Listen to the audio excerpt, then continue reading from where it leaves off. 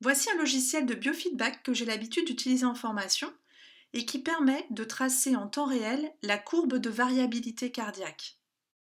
Alors ici, il s'agit de la courbe d'Elodie, une participante que j'ai eue en formation le mois dernier et qui a bien voulu se porter volontaire pour l'exercice.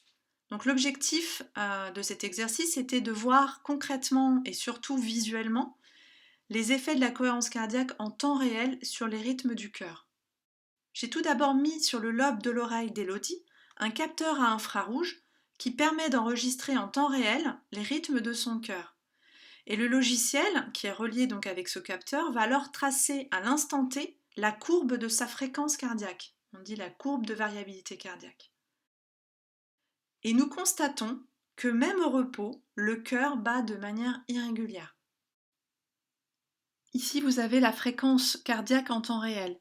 Et on voit que ça fluctue tout le temps. On passe de 55, 54, 53, 52, 53, 55, 56, 55, 54, 52, 49, 47, 48, 50. Vous voyez, son cœur bat toujours de manière irrégulière. Toujours, à chaque battement, même au repos. Et comme son cœur bat de manière irrégulière, son tracé, ce qu'on appelle sa courbe de variabilité cardiaque, est également irrégulière.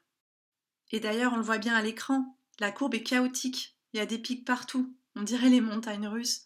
Elle est complètement anarchique. Ici, j'ai volontairement mis Elodie en situation de stress bienveillante en lui demandant de décompter à voix haute et de 7 en 7 à partir de 2565. Alors l'exercice n'est pas simple et de manière inconsciente, Elodie se sent en danger. Alors bien évidemment, c'est inconscient tout ça, mais elle se sent en danger parce qu'il y a le regard des autres participants et certainement la peur de se tromper.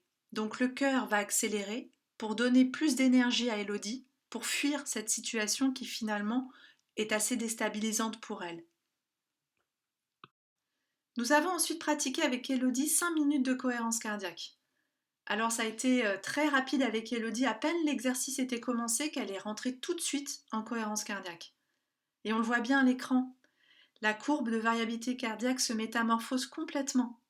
Son cœur bat toujours de manière irrégulière parce qu'elle passe de 70 battements par minute quand elle est en haut à 50 quand elle est au plus bas.